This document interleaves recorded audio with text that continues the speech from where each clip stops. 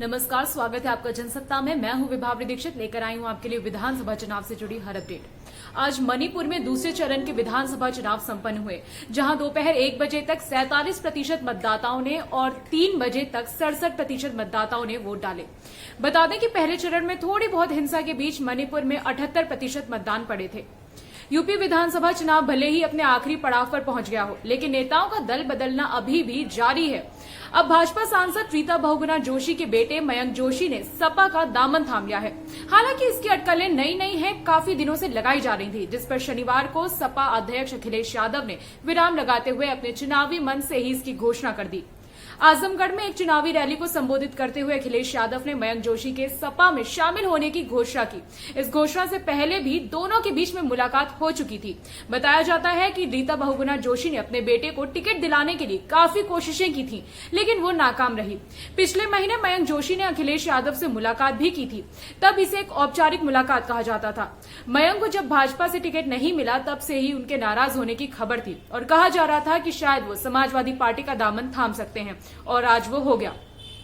हालांकि तब रीता बहुगुणा ने इन खबरों को खारिज करते हुए कहा था कि उनके बेटे के पार्टी के छोड़ने की खबर महज अफवाह है। उत्तर प्रदेश चुनाव के अंतिम दौर में भी प्रधानमंत्री नरेंद्र मोदी जनसभा में अपना पूरा जोर लगा रहे हैं। 10 मार्च को यूपी चुनाव के नतीजे सामने आ जाएंगे। उसी के जिक्र में नरेंद्र मोदी बोले कि इस बार 10 मार्च को जब चुनाव के नतीजे आएंगे तो रंगों वाली होली उसी दिन से शुरू हो जाने वाली है। कांग्रेस सपा के विरोध में बोले कि घोर परिवारवादी वोकल फॉर लोकल से भी चिढ़ते हैं। पूरी दुनिया में आज योग की, आयुर्वेद की धूम मची है, लेकिन ये घोर परिवारवादी योग का नाम लेने से भी बचते हैं। कांग्रेस तो इससे भी आगे है। जो खादी एक जमाने में कांग्रेस की पहचान हुआ करती थी, वो उस खादी को भूल गए हैं। मोदी ने कहा कि पूरा यूपी बिना बटे एकजुट होकर कह रहा है कि आएगी तो भाजपा ही और आएंगे तो योगी ही। यूपी के लोग यूपी में गुंडागर्दी, माफिया, भ्रष्टाचार और घोर परिवारवादियों को पूरी तरह से नकार चुके हैं। ऐसे में समाजवादी पार्टी के प्रमुख अखिलेश यादव भी पीछे नहीं रहे। आजमगढ़ में जनसंबोधन के दौरान अखिलेश यादव बोले कि प्रदेश में रोजगार नहीं है। पिछले 3 साल से सेना के लिए भी भर्ती नहीं निकली है। जब समाजवादी पार्टी आएगी तो न ही केवल फौज में भर्ती निकालने का काम करेंगे, बल्कि पुलिस में भी भर्ती निकालने का काम होगा। दूसरी तरफ आजमगढ़ से सहयोग मांगते हुए योगी आदित्यनाथ बोले कि 6 चरणों के चुनाव हो गए हैं।